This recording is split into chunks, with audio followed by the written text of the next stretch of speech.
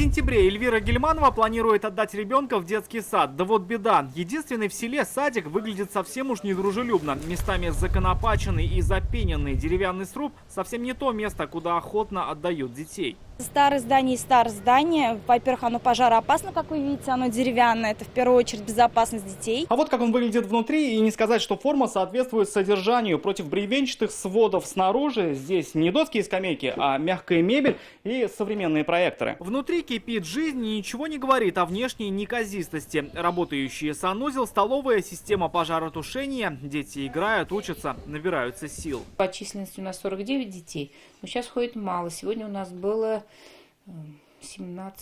18 детей. Это желание родителей самих, например, дома, да? Ну да, многие отдыхают, сейчас же лето. По плану сад рассчитан всего на 35 детей. О том, что мест мало, говорили и на уровне правительства. По данным Минобраза, еще в прошлом году республика решилась на строительство нового детсада. Распоряжением Кабинета министров Татарстана выделено 2 миллиона 700 тысяч рублей на выполнение проектно-изыскательских работ по объекту строительства детского сада на 120 мест в селе Богородское. Этот детский садик в любом случае у нас идет под снос. Дальше на следующий год, даст Бог, если все нормально будет, будем надеяться, что нам построят новый садик. Деньги, выделенные на проект, в работе. Сейчас, пояснили нам в райисполкоме, разрабатываются все детали нового детского сада. Нашим районам уже предоставили земельный участок на новый детский садик.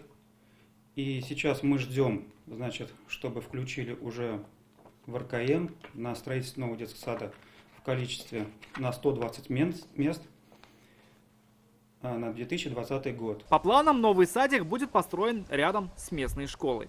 Рамиль Шайдуллин, Вадим Илларионов, ТНВ, Пестричинский район.